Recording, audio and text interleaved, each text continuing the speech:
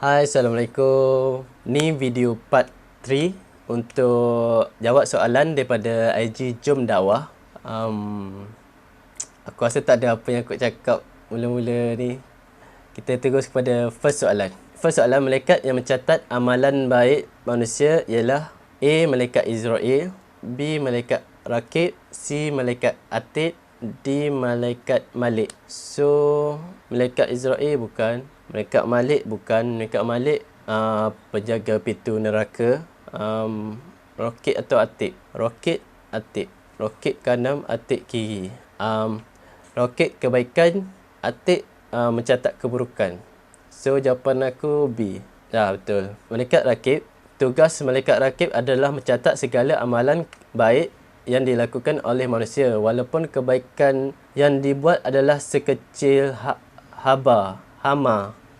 Sekecil kuman lah, sekecil kuman.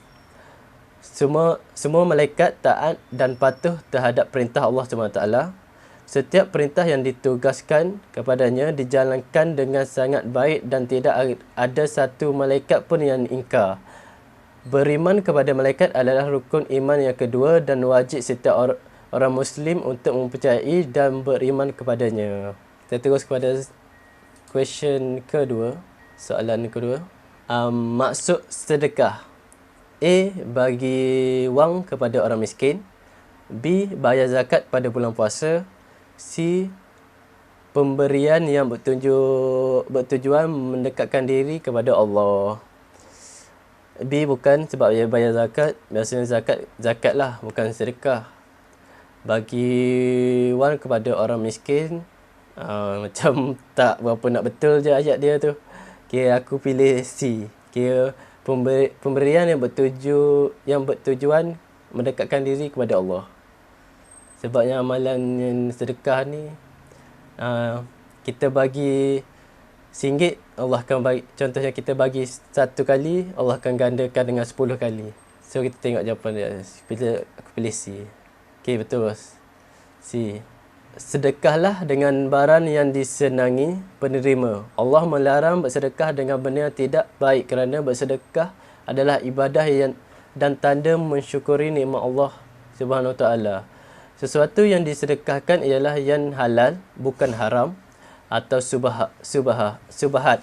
Tidak ada kebaikan pada kebanyakan bisikan-bisikan mereka, kecuali bisikan-bisikan orang yang menyuruh bersedekah atau berbuat kebaikan untuk mendamaikan diri antara manusia, dan sesiapa yang berbuat demikian dengan maksud mencari keredaan Allah, tentulah kami akan memberi kepadanya pahala yang amat besar. Surah An-Nisa ayat 114. Okay, macam aku cakap tadi lah, kita buat baik sekali dan Allah akan balas kita dengan 10 kali. Lebih kurang macam tu lah. Untuk soalan ketiga, beliau merupakan wanita pertama yang memeluk Islam. A. Khadijah, B. Aisyah, C. Fatimah Al-Zahra, D. Sumayyah.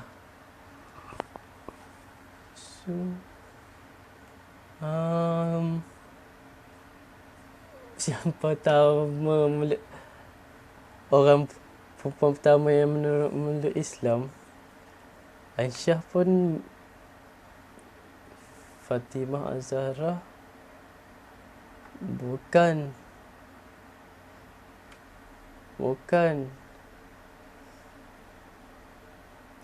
Aku lupa. Aku pun tak confident mana jawapan dia. Tapi kalau tak silap aku, Khadijah.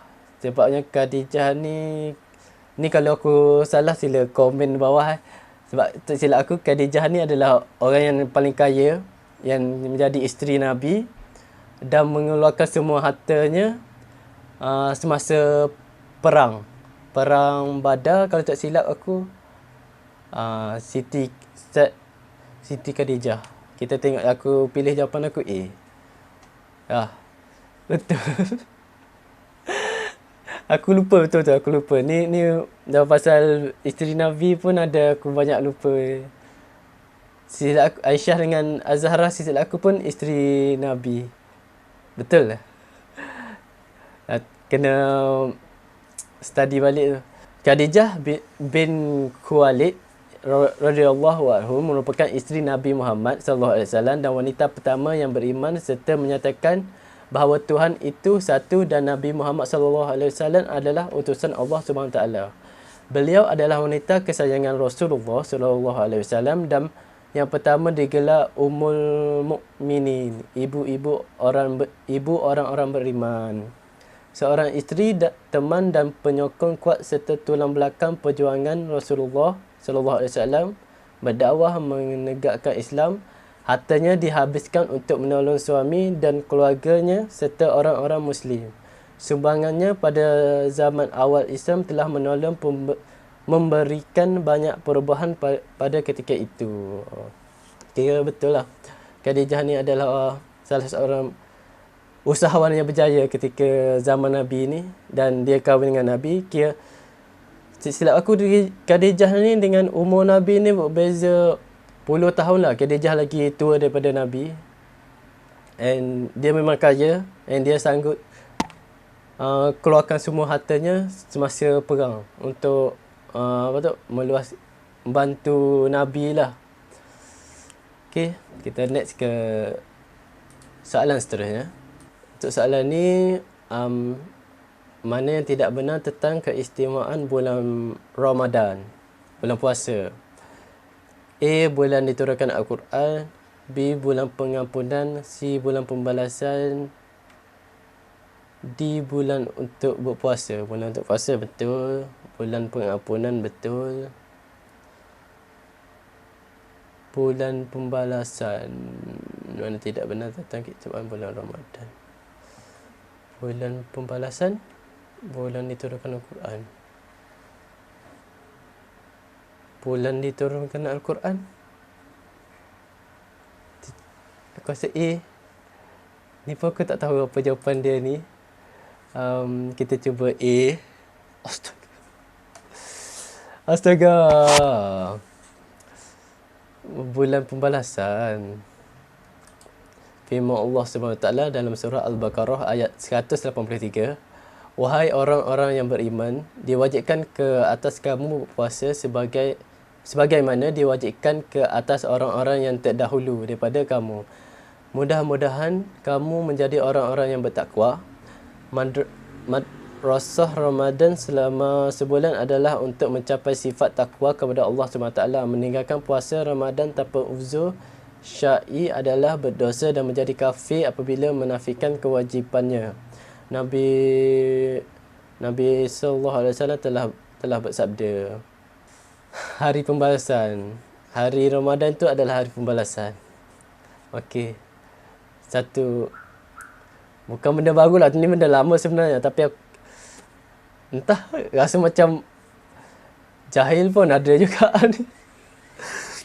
Tak apa, kita next ke question seterusnya. Mana yang tidak benar tentang malaikat dan tugas-tugasnya? Mana yang tidak benar tentang malaikat dan tugas-tugasnya? Malaikat muka nakir punya di dalam kubur, betul. D, betul. Malaikat Israfil meniup sangkakala, betul. Malaikat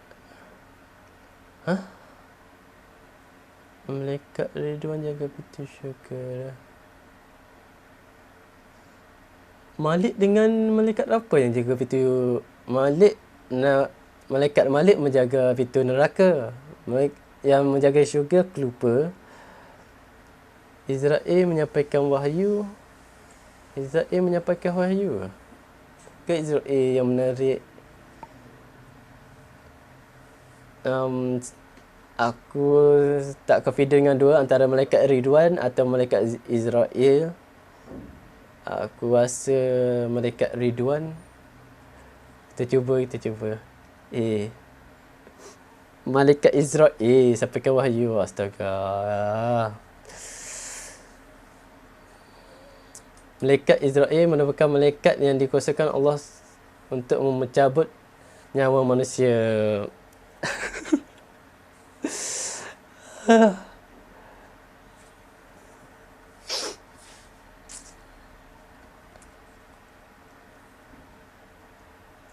Aku aku rasa macam dah terlampau banyak salah benda senang ni.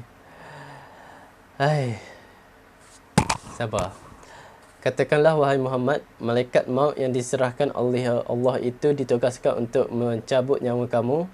Kemudian kamu akan dipulangkan kepada Allah dalam keadaan kamu bersendirian, menghadap di hadapan Allah. Sebagaimana kamu datang dahulu bersorangan, kamu akan kembali kepada Allah dalam keadaan bersorangan.